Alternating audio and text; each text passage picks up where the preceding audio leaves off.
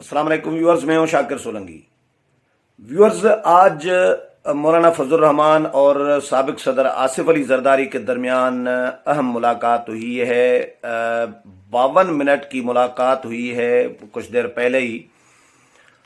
इस मुलाकात के हवाले से बताऊंगा कि मुलाकात में क्या क्या मामलात डिस्कस हुए। एक्चुअली पीडीएम की क़यादत अब आगे के प्लान को जो है तय करना चाह रही है।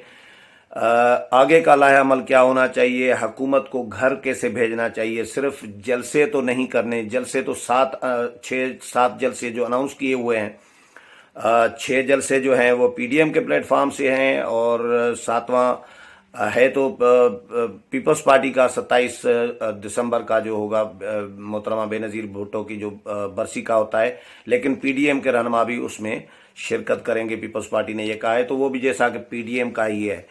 तो इन जलसों के बाद क्या होना चाहिए, हुकूमत को किस तरह घर भेजा जा सकता है, उसके लिए जो आगे का प्लान है उसमें क्या क्या ऑप्शंस डिस्कस हो रहे हैं, वो ऑप्शन भी मैं आपको बताऊंगा। और आसिफ अली जरदारी और मौलाना फजल रहमान ने क्या क्या मामला डिस्कस किए हैं उनके बारे में भी आपको आगाह करूंगा। लेकिन डिटेल में जाने से पहले उन दोस्तों से दरख्वास्त होगी जिन दोस्तों ने मेरा चैनल अभी तक सब्सक्राइब नहीं किया या चैनल पहली दफ़ा देख रहे हैं, वो चैनल को ज़रूर सब्सक्राइब करें ताकि आने वाली जो पॉलिटिकल अपडेट्स हैं वो भी आपके साथ शेयर होती रहें। और अगर प्रोग्राम अच्छा लगे तो इसको शेयर भी करें, लाइक भी करें और कमेंट्स भी करें।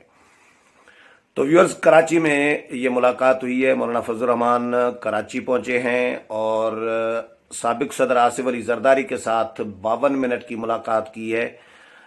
तकरीबन 8 बजे ये मुलाकात शुरू हुई थी आज रात को कुछ घंटे पहले, और ये मुलाकात फिर 8:52 पे ख़त्म हुई है। हॉस्पिटल में है आसिफ अली जरदारी, एडमिट है।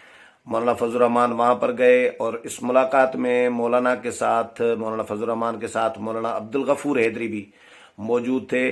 3 ही शख्सियात थीं, साबिक सदर आसिफ अली जरदारी, मौलाना फजल रहमान और मौलाना अब्दुल गफूर हैदरी। मेरे जो ज़राए हैं, मेरी जो बात हुई है, उन्होंने बताया कि तीनों की आपस में मुलाकात हुई है। पीपल्स पार्टी की तरफ से आसिफ अली जरदारी के साथ कोई लीडर नहीं था। इस मुलाकात में डिस्कस इस बात पर किया गया है कि जलसों के बाद पीडीएम का क्या लाहे अमल होना चाहिए, हुकूमत को घर कैसे भेजा जा सकता है, क्योंकि अभी तक इस्टेब्लिशमेंट जो नज़र आ रहा है बज़ाहिर कप्तान के साथ खड़ी है, इमरान खान के साथ, पीटीआई के साथ खड़ी है। जिस तरह गिलगित बल्तिस्तान का इलेक्शन जितवाया गया पीटीआई को और नौमौलूद पार्टी को, और उसमें से भी पता चल जाता है कि इस्टेब्लिशमेंट और इदारे जो हैं जो हमेशा जिन पर इल्ज़ाम लगता है मुदाखलत का, वो भी पीटीआई के साथ खड़े हैं। उन्होंने धांधली डायरेक्ट कराई है, नहीं कराई, लेकिन पीटीआई ने तो कराई है। सीधी सी बात है। वज़ीर उमूर कश्मीर को, अली अमीन गंडापुर को भेजना, बाकी वज़रा को भेजना, ये धांधली नहीं है। तो धांधली को कोई सींग तो नहीं लगे हुए होते ना। तो इलेक्शन कमीशन जब कोड ऑफ कंडक्ट आता है, ज़ाब्ता अखलाक आता है, तो उसमें ये लिखा हुआ होता है कि भाई जो वज़रा हैं, जो हुकूमती ओहदेदार हैं, वो इलेक्शन कैंपेन नहीं चला सकते। इलेक्शन कैंपेन वो चलाएंगे तो वो मराद का, स्कीमों का, तरक्याती फंड्स ये वो उसके अनाउंसमेंट कर रहे होते हैं। तो ये सियासी रुश्वत होती है एक किस्म की, ये भी धांधली के ज़मरे में आता है। तो लेकिन वफाकी हुकूमत के तमाम वज़रा जो है मुख्तलिफ जो भी जा रहे थे, इलेक्शन कैंपेन चला रहे थे, वज़ीर आज़म खुद गए। तो इसके अलावा भी धांधली के और भी बहुत सारे मशीनरी जो है, सरकारी वसाइल का इस्तेमाल, मशीनरी सरकारी जो है उसको यूज़ करना, और भी मुख्तलिफ तरीक़ों से धांधली कराई गई है, जिसका फाफिन ने भी, मुख्तलिफ इदारों ने रिपोर्ट्स भी जारी की हैं और इल्ज़ामात भी इन पर हैं अपोजिशन की तरफ से। चीफ इलेक्शन कमिश्नर के हवाले से उन पर भी इल्ज़ामात हैं। हमने इलेक्शन से 8-10 दिन पहले प्रोग्राम किया था जिसमें इंकिशाफ हुआ था, रज़ाक खत्री और मेरा। उसमें इंकिशाफ हमने किया था कि 14 हलकों के जो नताइज हैं, रिज़ल्ट जो है, नोटिफिकेशंस, वो ऑलरेडी तैयार पड़े हुए हैं। यानी ये तो ज़ाहिर है धांधली है और क्या है। तो इस्टेब्लिशमेंट खान के साथ अभी तक खड़ी है। तो आज मौलाना और आसिफ अली जरदारी के दरमियान डिस्कस इस पे हुआ कि लॉन्ग मार्च جو اناؤنس کیا ہے اپوزیشن نے، تو سردیاں بڑھ گئی ہے، ظاہر ہے بڑھ رہی ہیں۔ دسمبر میں اور جنوری میں تو لانگ مارچ پاسبل ہے ہی نہیں۔ اسلام آباد کی ٹھنڈ جو موسم ہوتا ہے بہت زیادہ ٹھنڈ ہوتی ہے، تو اس موسم میں لانگ مارچ کی سچویشن تو بنے گی نہیں۔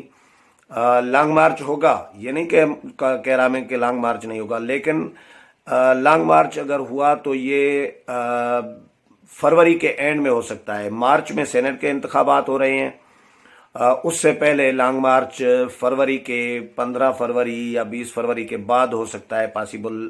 یہ جو ڈسکس کیا جا رہا ہے، جو آپشنز کہ دسمبر اور جنوری میں لانگ مارچ نہیں ہوتا تو لانگ مارچ پھر فروری کے اینڈ میں ہوگا، تو اس سے پہلے کیا کیا اور بھی آپشنز ہیں۔ استعفوں کا آپشن ہے کہ استعفے بھی دیے جا سکتے ہیں، تو استعفے کب دیے جائیں، اس کے لیے کیا حکمت عملی ہونی چاہیے، کس موقع پر استعفے دیے جائیں، اس پر بھی ڈسکس کیا جا رہا ہے۔ اور جب تک استعفے دینے کا مرحلہ آئے، یا لانگ مارچ کا مرحلہ آئے، یا سینٹ انتخابات کا مرحلہ آئے، تو تب تک کیا کیا جائے، تب تک جلسوں کو ایکسٹینڈ کرنے پر مشاورت کی جا رہی ہے کہ جلسوں کو بڑھایا جائے۔ یہ فی الحال آپشنز ہیں جن پر ڈسکس کی ہے مولانا نے آج آصف علی زرداری کے ساتھ، اور مختلف رہنماؤں کے ساتھ بھی، اور جو رہنما پی ڈی ایم میں شامل جماعتوں کے ان کے ساتھ بھی مشاورت کا یہ سلسلہ جاری ہے۔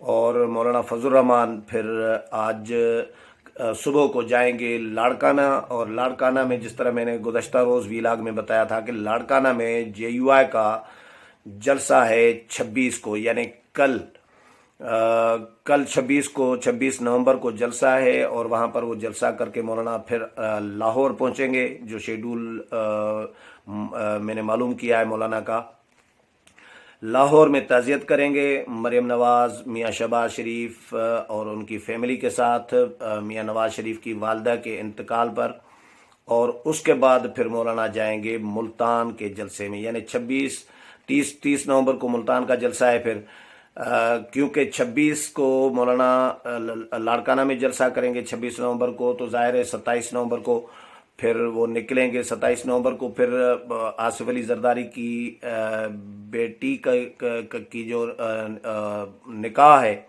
بختاور بی بی کا، وہ بھی ہے، منگنی ہے جو بھی، تو وہاں پہ انہوں نے یقیناً مولانا کو بھی مدعو کیا ہے، تو ہو سکتا ہے مولانا وہاں بھی جائیں، لیکن مولانا اس کے بعد پھر 27 کو آئیں گے لاہور، اور تعزیتیں کریں گے، فاتحہ کریں گے۔ اس کے بعد پھر ظاہر ہے پھر 30 کو 2 دن رہ جاتے ہیں، 28 29 رہ جاتی ہے، تو مولانا پھر لاہور میں 1 دن قیام کر کے پھر ملتان چلے جائیں گے اور جلسے میں شرکت کریں گے۔ یہ ہے فی الحال شیڈول مولانا کا، اور اس درمیان ظاہر ہے ٹیلی فونک رابطے بھی ہو رہے ہوں گے اپوزیشن کے جو قائدین ہیں ان کے آپس میں، کہ جو آپشنز ہیں کیا کیا ہونے چاہیے، اس تحریک کو مزید مؤثر کیسے بنایا جا سکتا ہے۔ ایک اور ٹاپک ہے، میں اگلے پروگرام میں اس پہ ڈسکس کروں گا۔ ابھی اس پروگرام کا ٹائم پورا ہوا ہے، تو میں نہیں چاہتا کہ اس کو طویل کروں۔ ٹاپک بتا دیتا ہوں۔ ٹاپک یہ ہے کہ مجھے کسی دوست نے، مطلب اس کا بہت ہے تو جرنلسٹ دوست ہے، سینئر ہے، ان کی رائے یہ ہے، ان کا جو سورسز ہیں وہ بتا رہے ہیں کہ پی ڈی ایم میں شامل جماعتیں ڈیل کے چکروں میں ہیں، اور یہ لاہور کا جو جلسہ ہے 13 دسمبر کا، وہ شاید آخری جلسہ ہو، پھر اس کے بعد پی ڈی ایم کا کھیل ختم۔ مجھے یہ بات سمجھ میں ابھی تک نہیں آ رہی، اس پہ میں کام بھی کر رہا ہوں مزید، کہ کیا واقعی ایسا ہے نہیں ہے، کیا ہو رہا ہے پی ڈی ایم کی جماعتوں کے اندر۔ تو جو بھی اس حوالے سے میں جب اپڈیٹ ہوں گا تب میں اس پر ضرور ڈسکس کروں گا، اور اپنی انفارمیشن بھی شیئر کروں گا، اپنا تجزیہ بھی شیئر کروں گا۔ امید ہے یہ بھی پروگرام پسند آیا ہوگا۔ اگلے پروگرام میں پھر ملاقات ہوگی، تب تک اجازت چاہتا ہوں۔ اللہ حافظ۔